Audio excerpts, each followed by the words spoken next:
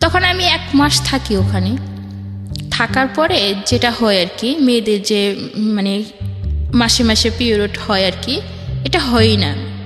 না হওয়ার কারণে আমি কাউকে জিজ্ঞেস করি, একজনকে জিজ্ঞেস করি, তখন সে পাত্তা দেয় না, বলে কি তুই তো আবিয়াতা মেয়ে, তোর কি হবে, মানে উনি আরও হাসে। তো ওই জিনিসটা আমি কারোর কাছে কিছু বলতেও পারতেছি না, বা জিনিসটা নিয়ে কোনো আলোচনা যে করব সেটাও পারতেছি না। মানে আপনার মধ্যে কি কোনো ভয় বা সংশয় ছিল, বা আপনি কি বিষয়গুলো জানতেন যে আমি এটা না হওয়ার মানেটা কি? অবশ্যই জানতাম না যে এভাবে।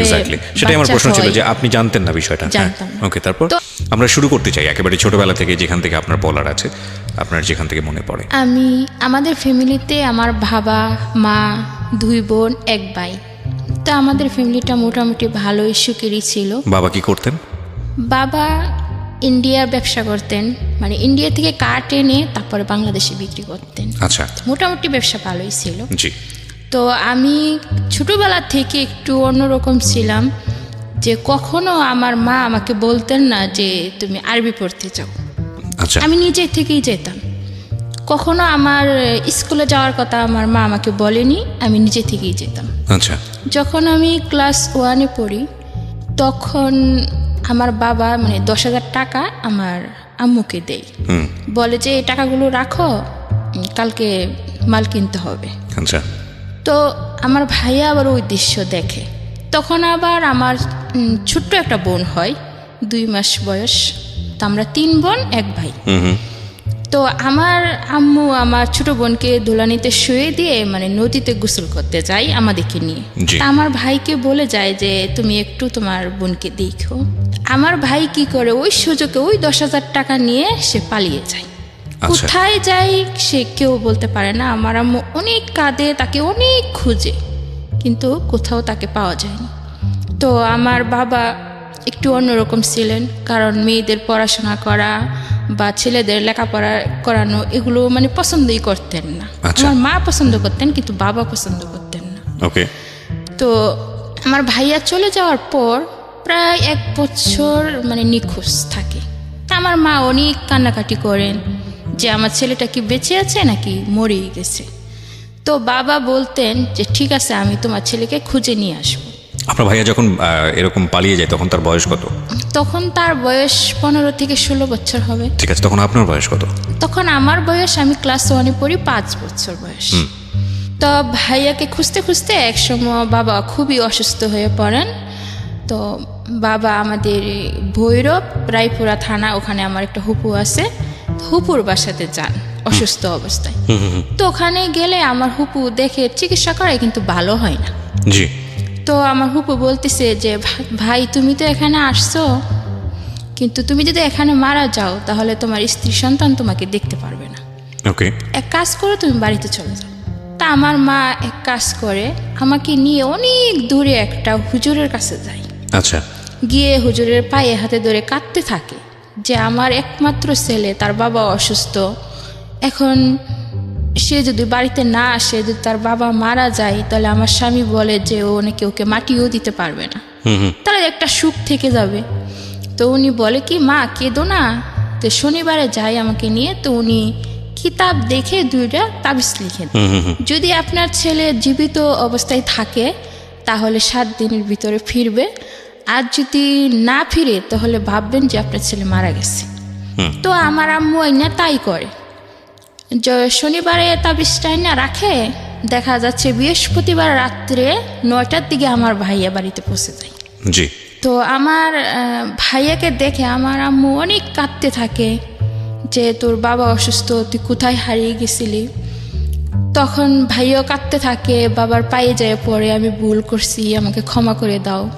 তো আমার বাবা বলে কি না, সন্তানে যতই ভুল করুক মা বাবার কাছে ভুল মনে হয় না, আমি তোমাকে ক্ষমা করে দিছি। ওকে। তো আমার ভাইয়া আসার পরে 21 দিন পরে কি আমার বাবা মারা গেছে। তো আমার অনেক কষ্ট লাগে যে অল্প বয়সে, এত ছোট্ট বয়সে আমার বাবাকে আমরা হারিয়ে ফেললাম। তো এমনিতে অভাবের সংসার, বেশি একটা উন্নত ছিল না। আমার ভাই আমার মা দুজনে রুজি করে, একটু জমি ছিল, ওগুলা কিছু বিক্রি করছে, আর কিছু বাড়িটা ছিল, ওরকম করে আমাদের দেখা যায় 5 পর্যন্ত পড়ানোর মোটামুটি আমার মা আমাদের নিয়ে চলতেছে। ঠিক ওই অবস্থা আমার 5-এর পরীক্ষা শেষ, তো আমার ভাইয়া চট্টগ্রামে থাকতো, জি ওখানে থেকে কাজ করতো। ওখানে আবার আমার বাবা আমার মাকে বিয়ে করার আগে আরেকটা বিয়ে করছিল, তো ওনার ওই মানে আমার বড় আম্মু মারা গেছে। জি তো ওনার আবার একটি মেয়ে আছে, উনিও আবার চট্টগ্রামে থাকে, ওনার ওখানেই বিয়ে হয়। আমাকে নিয়ে আমার ভাই ওখানে যায় বেড়ানোর জন্য। তা আমি বেড়াতে যাই, আবার বোনের বাসায় থাকি। তো বোনের একটা দেওর আছে, মানে উনি মাঝে মাঝে আসতেন, তখন আমার বয়স মনে করেন 10 বছর বয়স। জি কিরকম জানি খারাপ নজরে তাকাইতেন আমার দিকে।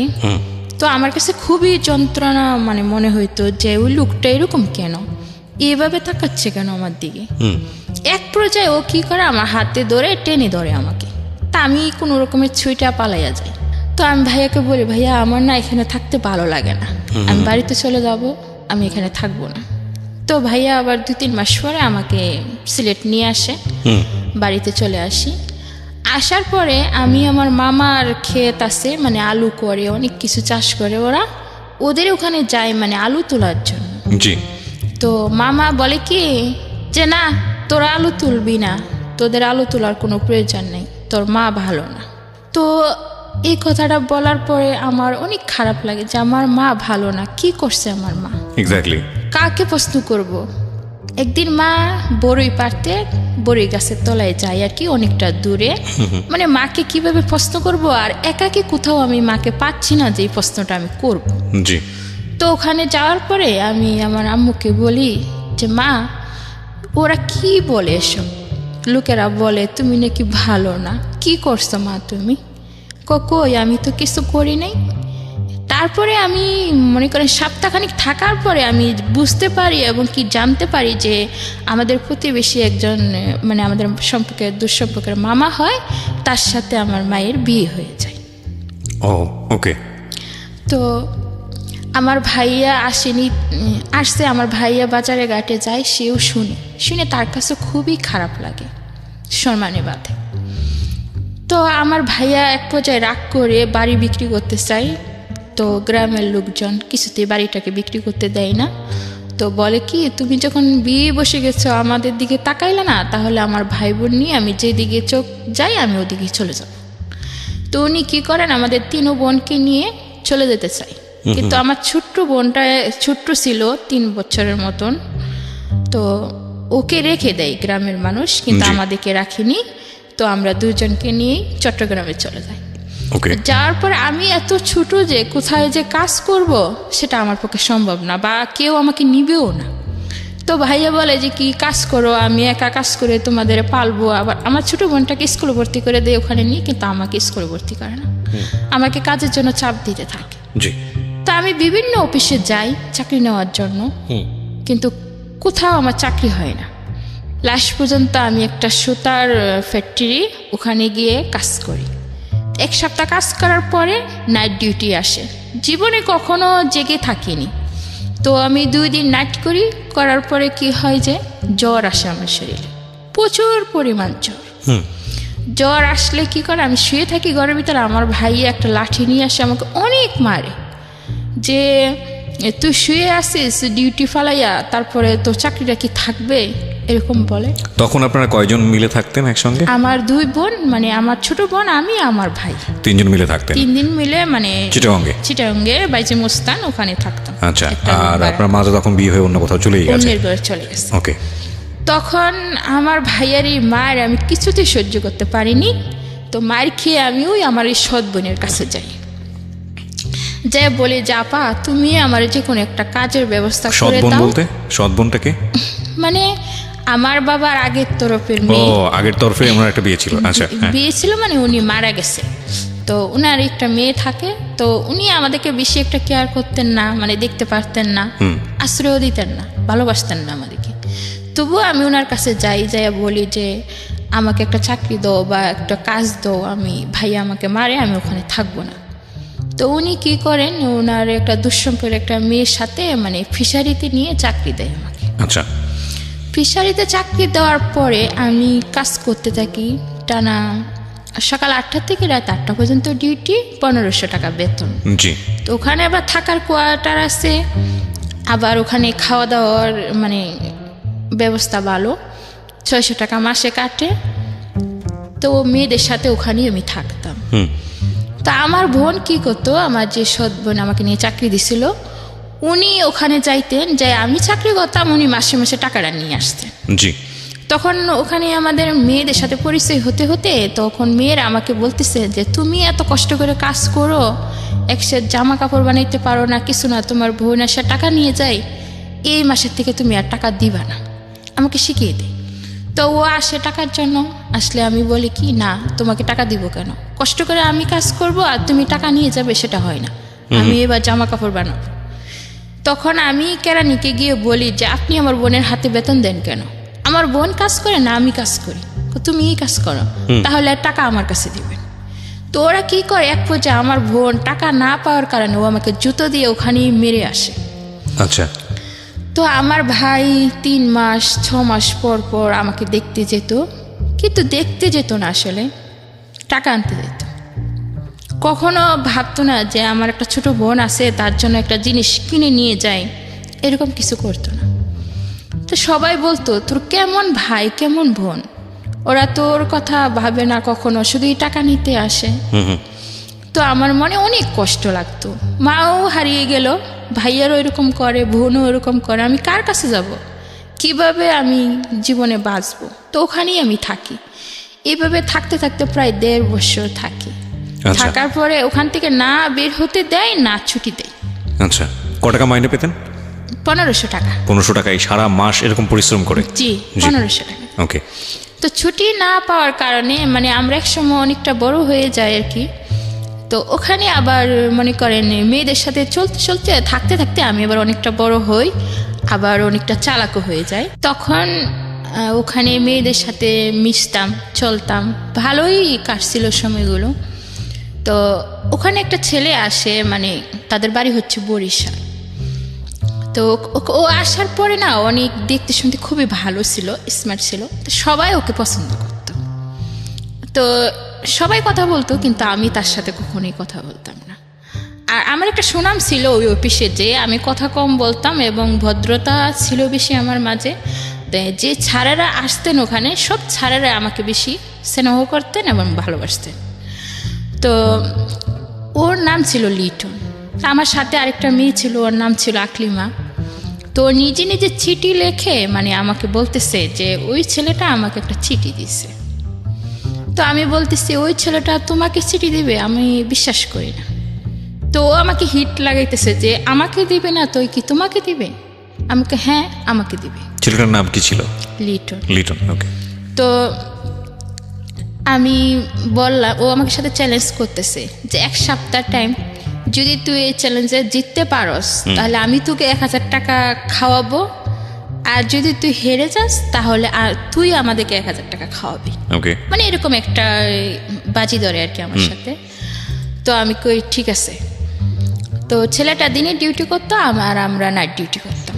তো ওরা বের হতো আর আমরা ঢুকতাম, ঠিক ওই অবস্থায় ওর সাথে আমার দেখা হতো বেশিরভাগ সময়। তো আমি আগে থেকে বুঝতে পারতাম যে ছেলেটা আমাকে অবশ্যই পছন্দ করছে। তো আমি ওকে দেখেই হাসতাম। তো ওরকম হাসতে হাসতে 1-2 দিন পরে ও কি করে নাইট শিফটে চলে আসে।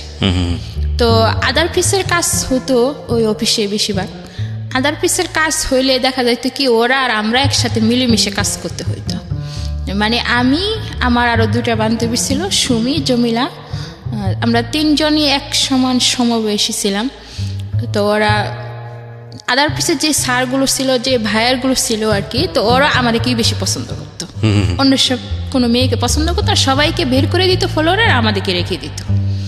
তো আমরা ওই কাজগুলো করলে স্যারেরা আমাদেরকে বোনাস দিত। জি।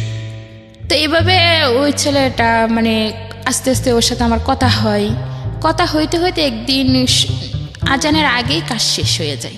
আচ্ছা। তখন ওর একটা বন্ধু দিয়ে ওই অফিসের মধ্যে, আবার বিদেশি অফিস ছিল, তো অনেক ফুলের বাগান ছিল, দেখতে খুবই সুন্দর ছিল অফিসটা। তো ফুল আইনে আমার সামনে ধরে রাখছে। আমি বলতেছি কি ব্যাপার, ফুল আসলো কই থেকে, আপনি আমাকে ফুল দিচ্ছেন কেন? আমি তো দেই নেই, একজন তোমাকে ফুলগুলো দিছে। কে দিচ্ছে? লিটন। আমি তখনও 1 সপ্তাহ পূর্ণ হয়নি, 1 সপ্তাহ পূর্ণ হতে 2 দিন বাকি আছে। তো ফুলগুলো দেওয়ার পরে আমি নিছি, মানে আমি তাকে বুঝাইছি যে আমিও তাকে পছন্দ করি। জি। পরের দিন ও আমাকে একটা চিঠি দেয়।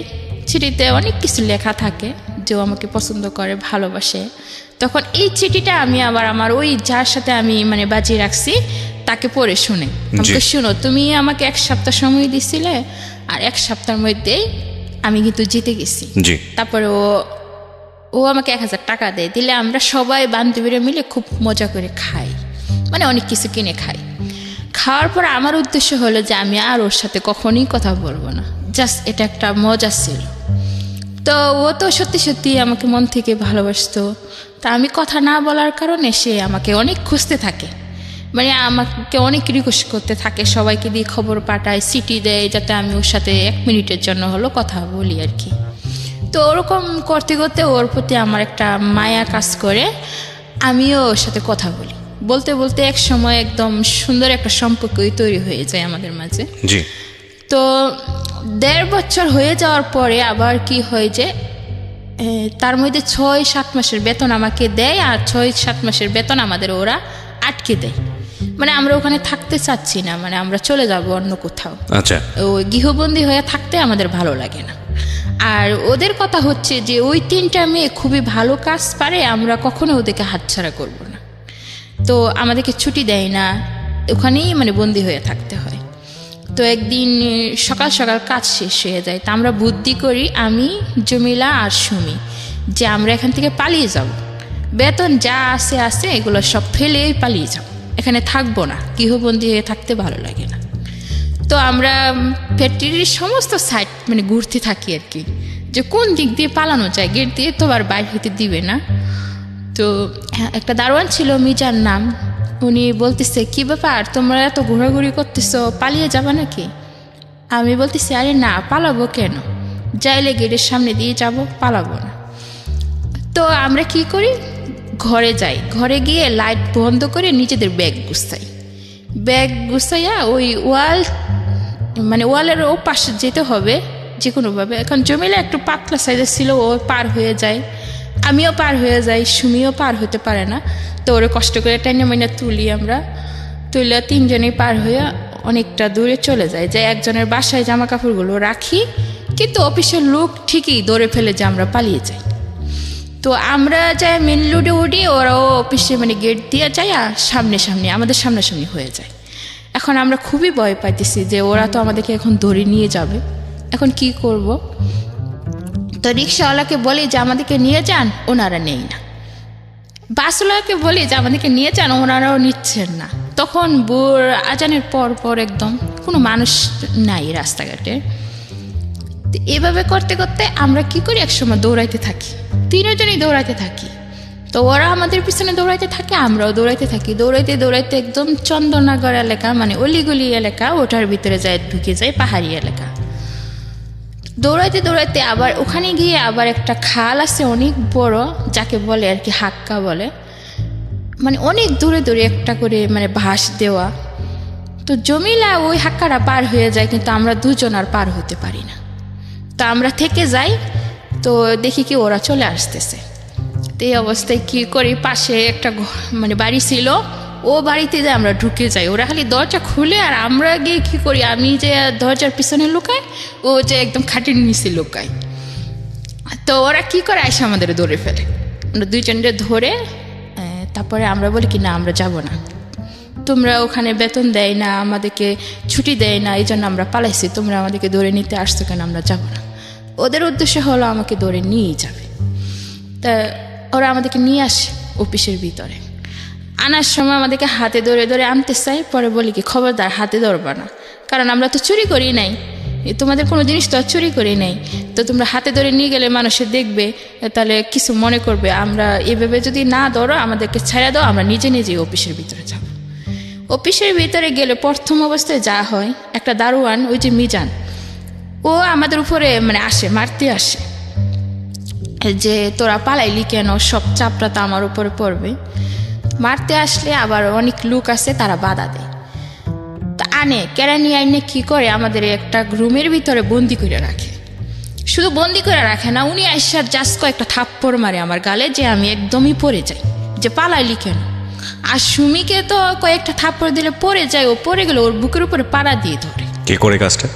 কেরানি, মানে কন্ট্রাক্টদারও আছে, মানে যে কেরানি আমাদের দেখাশোনা করতো, বেতন দিত, উনি এই কাজটা করে। মানে বাসা থেকে কেন পালালি? মানে ওখান থেকে আমরা কেন মানে পালাম, কাজের ওই জায়গাটা থেকে কেন পালালি? জি, কাজের ওই জায়গা থেকে কেন পালাম। হুম। তো বলে যে কি, মানে যে বুয়া রান্না বান্না করতো মেস, ওনাদেরকে বলে দেওয়া হয় ওদের দুজনকে আজকে সারাদিনও খাবার দিবি না, এবং কি একটা ঘরের মধ্যে রেখে আমাদেরকে তালা মেরে দেয় পুরোপুরি। তো আমরা দুজন ওখানে সকালও খাবার নেই, দুপুর। আচ্ছা, আমি খাবারের জায়গায় আসছি, তার আগে একটু বলেন তো আমাকে, কাজটা কি ছিল আপনাদের? কাজটা ছিল মাছ প্যাকেট করা, যে মানে বিভিন্ন জায়গা থেকে অনেক ধরনের মাছ আসতো এখানে। এই মাছটা কোথায় যেত? ওটা বিদেশ যেত, বিদেশ চলে যেত।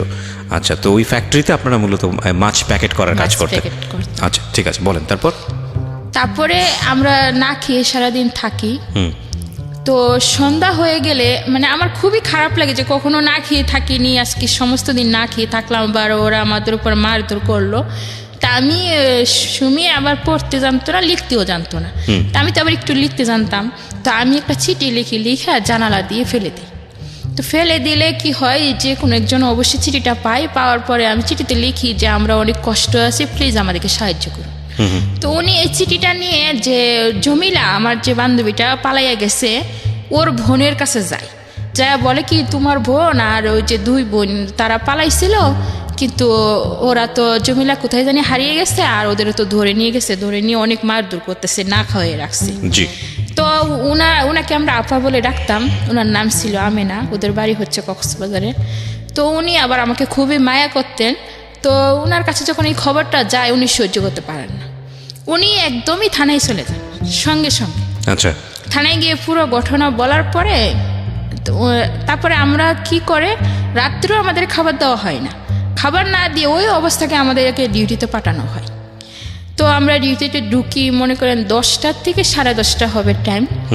তো আমার খুবই মাথা ঘুরাইতেছে, সমস্ত দিন না খেয়ে রয়েছি, খুবই কষ্ট লাগতেছে, মানে আমি যে টেবিলে দাঁড়িয়ে কাজ করব আমার করতে পারতেছি না, সে শক্তিটুকু নাই, সে শক্তিটুকু নেই। তো আমি সুমিকে বললাম যে সুমি চল আমরা বাহিরে চলে যাব, কাজ করব না, মেরে ফেলবে।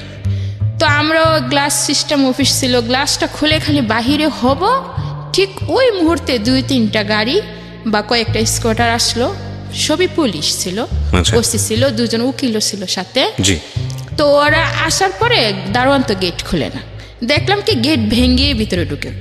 তারপরে ওরা চলে আসার পরে মানে যাকে পাচ্ছে তাকেই মারতেছে, ভাঙচুর করতেছে, অনেক ভাঙচুর করতেছে পুলিশ।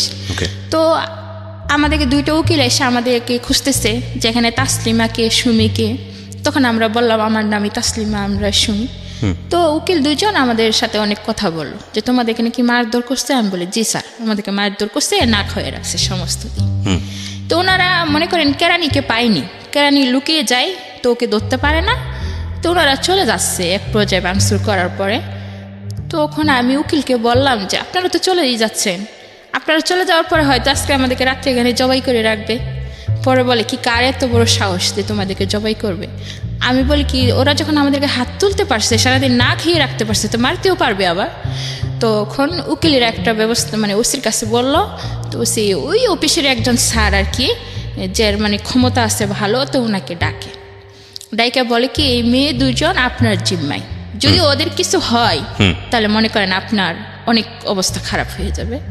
তো ওই স্যার আমাদেরকে রিস্ক গুচ্ছা রাখে, যতদিন পর্যন্ত আমার বান্ধবী জমিলাকে খুঁজে না পাওয়া যাবে ততদিন আমাদেরকে এই অফিসে থাকতে হবে।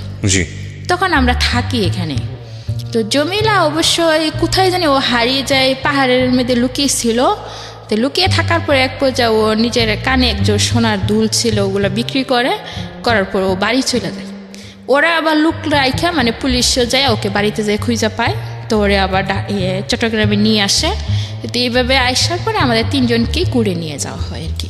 আচ্ছা। কুড়ে নিয়ে যাওয়ার পরে আমরা সাক্ষ্য দিই যা হয়েছে। তো কুড়ের থেকে আদেশ করা হয়েছে যে মেয়েদের 1 বছরের যে টোটাল বেতনটা ওরা পাবে, সেই বেতনগুলো আমাদের উকিলের মাধ্যমে বা ওসি থেকে দেওয়া হবে, এবং কি প্রত্যেকটা মেয়েকে গার্জিয়ান অনুযায়ী বাড়িতে পাঠাতে হবে, আর যার গার্জিয়ান নেই তাকে পুলিশ সহকারে বাড়িতে দিয়ে আসবে। জি।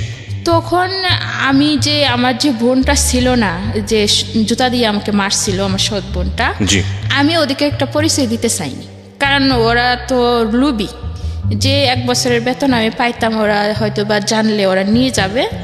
তো ওরা কীভাবে জানি খবর জানে যায় না, ওই দিন উপস্থিত থাকে ওখানে। আচ্ছা, জমিলার বোনের কাছে জমিলাকে হাতে তুলে দেওয়া হয়, আর আমাকে ডাকে স্যারেরা যে আমার দুলাভাই আর ওই যে আপা আসে ওদের সাথে যাওয়ার জন্য। তখন আমি ওইটা বললাম কি যে ওনারা কারা, ওনারা আমার আপা হয় না। তখন ওসি আমাকে একটা ধমক দেয়, কে মেয়ে চুপ থাকো, নিজের বোনকে চিনতে পারো না। তখন বাধ্য হয়ে ওদের কাছে যেতে হয় আর কি। তো টোটালি আমার বেতন 8 থেকে 10,000 টাকার মতো আসে। তো ওই টাকাটা আবার আমার আপার কাছে দেওয়া হয়। জি। আমার আপা ওই টাকাটা পুরাটি আত্মসাৎ করে ফেলে। আমি ওকে অনেক রিকোয়েস্ট করি যে আপা আমি তো ওখান থেকে চলে আসছি চাকরি ছেড়ে, আমি কি খাবো কি করব, তো আমারে তুমি 1,000 টাকা হলো দাও। কিন্তু একটা টাকাও সেদিন ও আমাকে দেয়নি, পুরোটাই আত্মসাৎ করে। আপনার এই সৎ বোন? জি। তখন আমি কয় টাকা পেয়েছিলেন 1 বছর কাজ করে? 10,000 টাকার মতো হবে টোটালি। মাত্র? আজকে মাত্র তো আমার জায়গা থেকে বা যারা শুনছেন তাদের অনেকের জায়গা থেকে, কিন্তু এই 10,000 টাকার জন্য ওকে 1 বছর পরিশ্রম করতে হয়েছে এবং সেই টাকাটাও আত্মসাৎ হয়েছে। গল্প কিন্তু এটা না প্রিয় শ্রোতা, গল্প সামনে। হ্যাঁ বলেন। তারপরে আমি ওখান থেকে মনে করেন মোহাম্মদনগর যেখানে বলে মানে একজনের বাসায় আমি আশ্রয় নিই, তাকে আমি কাকা রাখতাম। উনি আমাকে মেয়ের মতোই স্নেহ করতেন। আচ্ছা। তো ওনার বাসায় আমি থাকতাম। থাকার পরে আমি একটা ছোট একটা অফিসে চাকরি নিয়ে নিই, গার্মেন্টসে যেটা বলে, হেল্পারি করতাম। 900 টাকা বেতন, মাত্র 900 টাকা বেতন, মানে ওভার টাইম নিয়ে টোটালি মাসে 1500 টাকা। সেই আগের জায়গার মতোই 1500 টাকা পেতাম। 1,000 টাকা ওদের মানে খাওয়ার খরচ দিতাম, আর 500 টাকা থাকতো মাস শেষ হলে, ওটা দিয়ে আমার যা ভালো লাগতো তাই কিনতাম। তো এভাবে থাকতে থাকি। এক পর্যায়ে আমার ভাই বিয়ে করে। তখন বিয়ে করার পরে চট্টগ্রামে আবার যাই। যাওয়ার পরে আমি যে বাসায় থাকি ওই বাসার থেকে আমাকে নিতে আসে। নিতে আসলে আমি যাইতে রাজি হই না, কারণ আমি যখন বিপদে ছিলাম তখন তুমি পাশে ছিলে না, তুমি আমাকে মেরে ঘর থেকে বের করে দিছো, আমি এখন তোমার সাথে যাব না। এক পর্যায়ে আমার ভাই বলে কি আপনারা ওরে জায়গা দিচ্ছেন কেন, যদি ওরে ঘর থেকে বের করে না দেন তাহলে আমি আপনাদের নামে মামলা করব। তারপরে এক পর্যায়ে ওখান থেকে আমার ভাই আমাকে নিয়েই আসে, মানে ওই যে আমি চাকরি করি সেজন্য তাদের লোভে। তো ভাইয়ের এখানে আসার পরে দেখা যায় কি আমাকে সকালে কাজ করতে হয়, বিকালে কাজ করতে হয়, অফিসে কাজ করতে হয়। তো আমার ভাবিও ভালো না, মানে ঠিক মতো বাজার করতো না। তা আমার কাছে অনেকই খারাপ লাগতো আর কি। তো এক পর্যায়ে আমি ওখান থেকে চলে যাই, নিজে নিজে একা একা একটা বাসা নিই। বাসা নেওয়ার পরে ওখানে আমি থাকতাম আর চাকরি করতাম। তো যেই বাসায় আমি থাকতাম ওই বাসাগুলো ছিল টিন সেট, মানে অল্প টাকা ভাড়া ছিল 700 টাকা। তো যে লোকটা ছিল তার বয়স মনে হয় 40-এর উপরে হবে তখন, আর আমার বয়স হবে 14 বছর। তো একদিন আমি রাত্রের বেলা কি করি, 2টার দিকে প্রস্রাব করার জন্য হয়তো বাথরুমে যাওয়ার জন্য বের হই। ওই লোকটা যে তখন মানে আসতেছে তখন আমি খেয়াল করিনি, বা ওর একটা টার্গেট ছিল আমার প্রতি। এখানে একটু থামাচ্ছি আপনাকে। যে লোকটা আপনি যে লোকটা সম্পর্কে বলছেন, এই লোকটা কি হতো বা আশেপাশে কোথায় থাকতো তারপর যদি একটু বলতেন। ওনার বাড়ি এটা, আর ওই ওনার লোকটারই বাড়ি? বাড়িতে আমি ভাড়া থাকতাম। ওনার বাড়িতে আপনি ভাড়া থাকতেন, এবং এই ভাড়া থাকা কি ওনার সঙ্গে যোগাযোগ করে আপনি এই বাড়িতে উঠেছিলেন নাকি তার মাধ্যমে? ওনার সাথে যোগাযোগ করে না, মানে ওনারা রুম ভাড়া দিচ্ছে আর আমার কাকা আমাকে ওই রুমটা নিয়ে দেয়।